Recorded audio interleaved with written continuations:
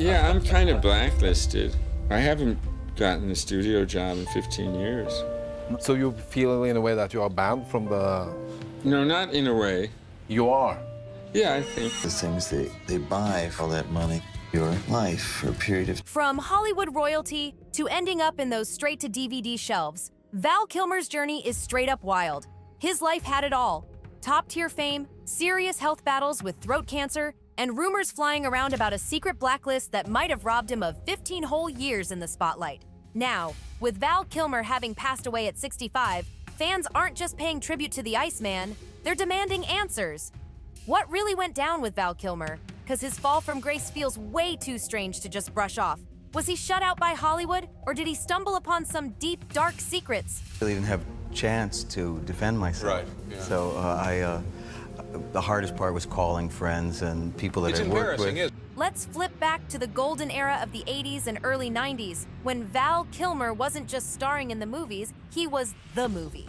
He had the killer smirk, the acting chops, and that unforgettable face that made casting directors fight over him. Fresh out of Juilliard, Kilmer had this fiery stage presence that screamed, "Leading man," loud and clear. And for a while, that's exactly what he was. From Top Gun to Tombstone, The Doors to Batman Forever, Kilmer stayed booked, busy, and cashing in big time.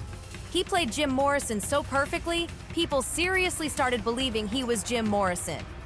And when he rocked the Batman suit, he officially joined Hollywood's top tier, a dream few ever reach. But out of nowhere, things took a sharp, brutal turn. By the time 1999 rolled around, Kilmer went from headlining blockbusters to barely making noise in the background. No more blockbusters, no red carpet premieres, just a streak of low-budget, straight-to-DVD flicks. Word on the street was that Val Kilmer was a total headache on set. Let's get into Batman Forever. Kilmer crushed that role. Say whatever you want about the wild Batman timeline, but his version? Dark, mysterious, and just the right touch of unhinged. Fans were eating it up. When Batman Forever hit theaters in 1995, it went off, pulling in over $330 million worldwide. So yeah, this wasn't some flop. But then, when Batman and Robin came around, Val, nowhere to be found. No Batsuit, no sequel, no explanation. They swapped him out for George Clooney like it was no big deal, and Kilmer was still riding high in his career at that point. Why would they ditch a box office star unless there was some serious drama behind closed doors? Well, let's just say serious drama is putting it lightly. Later on, in an interview with The Independent, director Joel Schumacher spilled all the tea. He didn't hold back one bit. He flat out called Val psychotic in public, like he was really coming for him. Joel wasn't done either. He said, "I'm tired of defending overpaid, overprivileged actors," and even admitted he hoped to never work with Val again. He kept going, saying Kilmer was straight up badly behaved, rude, and way out of line. Joel even said there were 2 whole weeks when Val refused to speak to him, and he described it as pure bliss. Just think about it.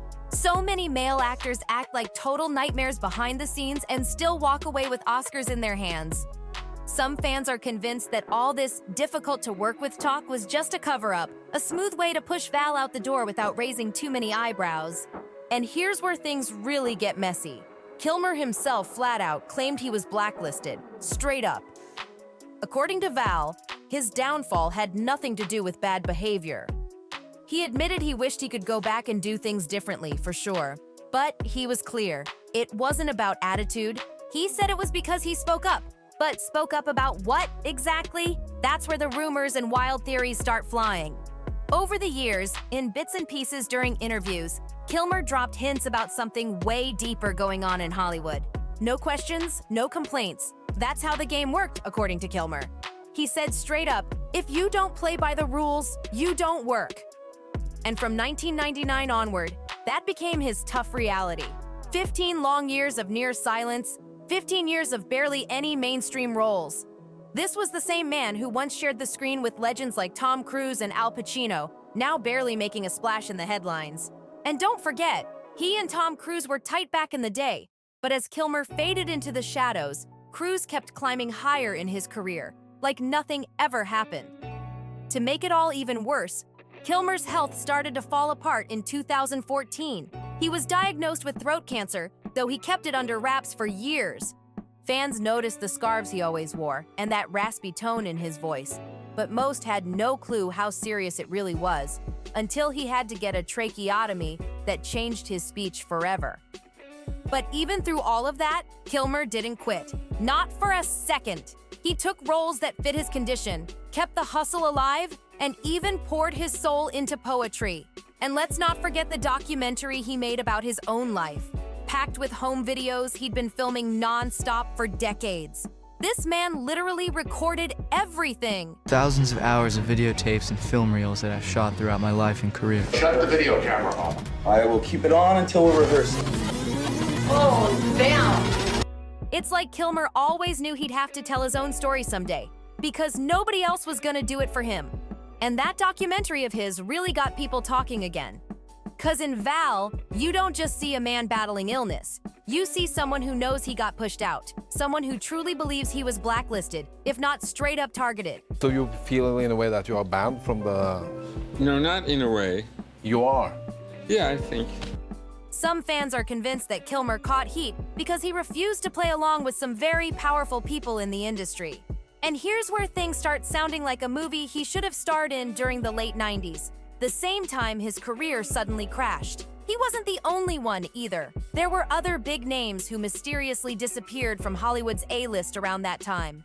Mel Gibson, Wesley Snipes, others too. All men who either spoke out, made waves, or, if you believe the whispers, refused to get mixed up in shady Hollywood dealings. You know, I had a whole bunch of weird paranoid suspicions about what the hell was going on because there was a lot of stuff I couldn't understand. Right. And nobody was really bothering to explain it to me. They don't. And and I formed a bunch of opinions about the town and about the people in it. Some folks on social media are convinced Kilmer said no to something he wasn't supposed to refuse, and that's what ended his career. Complained quite a bit when I was younger. I didn't appreciate the business that afforded me the lifestyle that I very quickly enjoyed. Check this out. Wesley Snipes was on fire in the 90s, then bam. He's suddenly the poster boy for tax evasion and ends up in prison over something his accountant messed up. Not saying he's innocent, but let's be real. Prison? When way bigger names get away with worse and still have booming careers? Yeah, it feels shady. And remember Expendables 3 in 2014?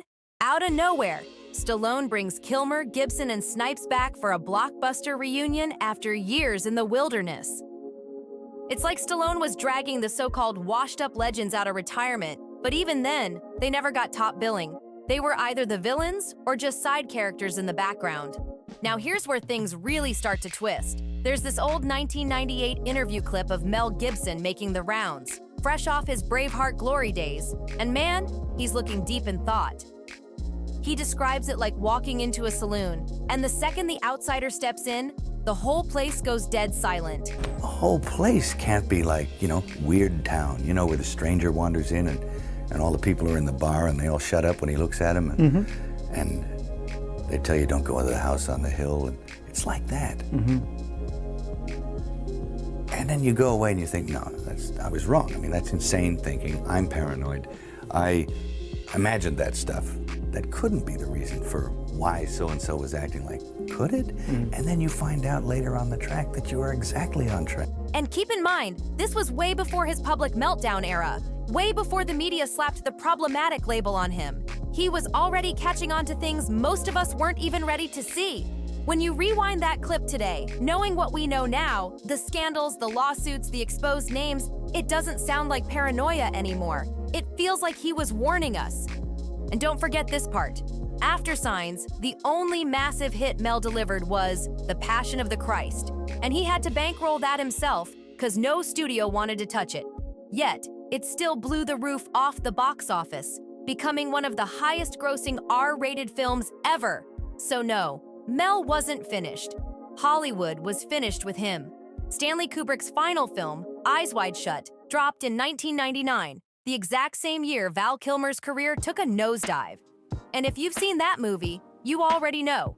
Secret societies, masked faces, wild underground parties, and straight-up power games. It was screaming, art imitates life in the creepiest way possible. Kubrick passed away before the final cut even hit the screen. It's well known that the cut presented a few days before Kubrick's death was too jarring for executives that they cut 25 minutes out without Kubrick there to oppose the decision. This left many storylines seemingly unresolved, so we're not really sure if the story is actually what was intended. And yeah, that's its own deep rabbit hole. But let's swing back to Val. You're telling me Kilmer vanishes from Hollywood's top tier right when Tom Cruise is out here starring in a movie about elite circles doing all kinds of shady things behind closed doors, all wrapped in coded messages and eerie visuals? And let's be real, Val had range for days. This is the same man who suited up as Batman, the masked vigilante creeping in the shadows, exposing the dirty secrets of the city's rich and powerful. And if you really watch close, you'll catch it. His Batman was the darkest, the most emotionally locked down, the most hollow stare behind the mask. It's almost like the Batman mask was just the PG-13 version of that other mask. A softer way to show the same chilling truth. You wear the mask, you play the game, but once you peep behind the curtain, there's no unseeing what's really there. And let's not forget, Val and Tom weren't just rivals on screen in Top Gun. Behind the scenes, there were real whispers of tension, competition, and fights over creative control. While Tom Cruise kept climbing higher and higher, literally flying jets in real life, Val was quietly sliding into the shadows. And it wasn't 'cause he lost his spark, it wasn't 'cause fans turned their backs. Nah, something shifted behind the scenes. And here's a detail that's way too hard to ignore. Val had this habit of filming everything. Way before we had iPhones or TikTok, this man was recording his whole life. Childhood memories, movie sets, private moments, you name it. Sure, he was an artist, but let's be real, he also had receipts. And people in power? They don't like it one bit when the camera keeps rolling after they yell cut. I have an article for us. It's been a while.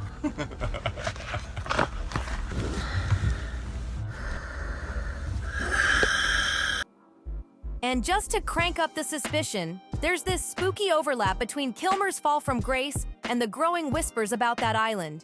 You know the one, linked to powerful billionaires and their sketchy connections to Hollywood's inner circle. Strangely enough, the timelines match a little too well with a bunch of careers going radio silent. And then, there's the wild twist with the Mandela effect. Yep, that same mind-bending phenomenon where people swear they remember Val Kilmer passing away years ago. When Top Gun, Maverick hit the screens, some fans were absolutely convinced it was a posthumous tribute. They remembered seeing obituaries, tribute articles, even memorial posts, but try to find them now, and there's nothing. Not a single trace. It's straight up eerie, confusing, and it's only lighting up the conspiracy theories even more. Some fans even claim that Kilmer's appearance in Maverick was a deep fake, or maybe footage filmed long before, as part of a secret plan to quietly acknowledge a hidden death. Sounds wild, right? But online, these theories are spiraling out of control. Adding to the heartbreak, reports say Kilmer's net worth at the time of his passing was just $10 million.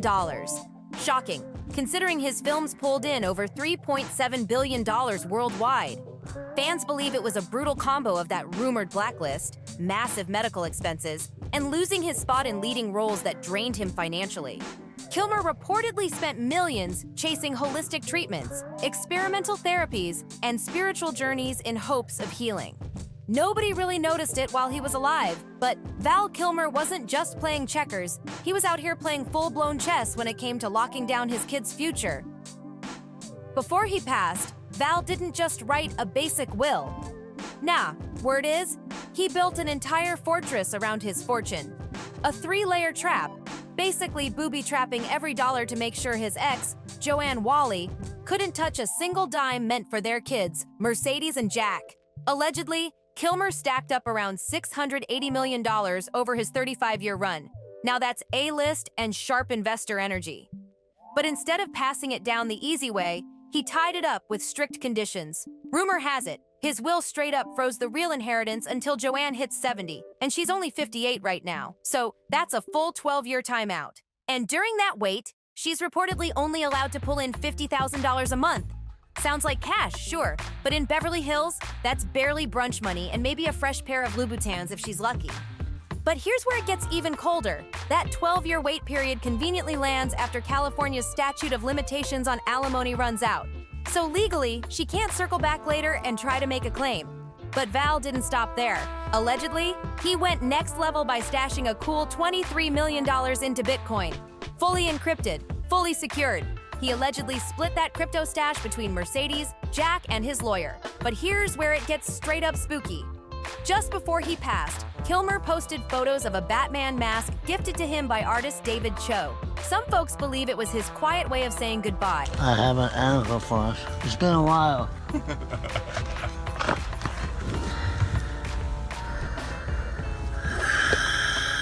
Like he was revisiting the role he supposedly regretted walking away from. Others think it was deeper, his final tribute to the time when he still had a voice, both on screen and in real life. I was recently diagnosed with throat cancer. I'm still recovering, and it is difficult to talk and to be understood.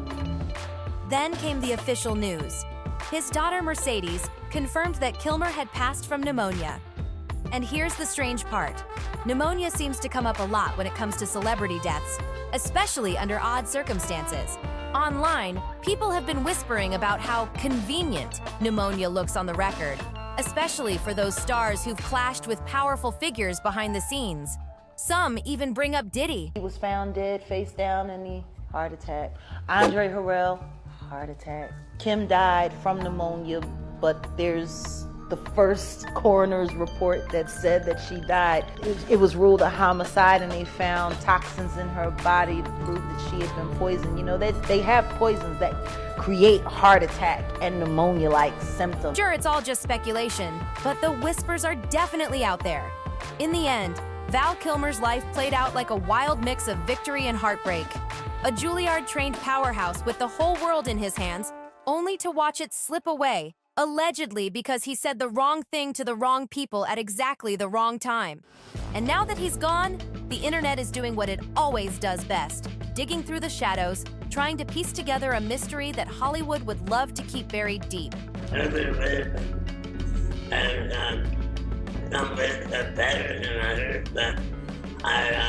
am sorry to prove it, so yes, more time to work until I'm 150 years. I want to play the oldest man on earth. So what really happened to Val Kilmer? Was it the reputation, the illness, or something way darker lurking behind the scenes? One thing's for sure, his voice might have been silenced, but his story is far from over. If this one's got your mind spinning, you're not alone. Hit that like button, drop your theories in the comments, and don't forget to subscribe so you never miss a deep dive like this one. We've got more wild stories coming your way, and trust me, you do not want to miss what's next. Stay tuned, and I'll catch you in the next one.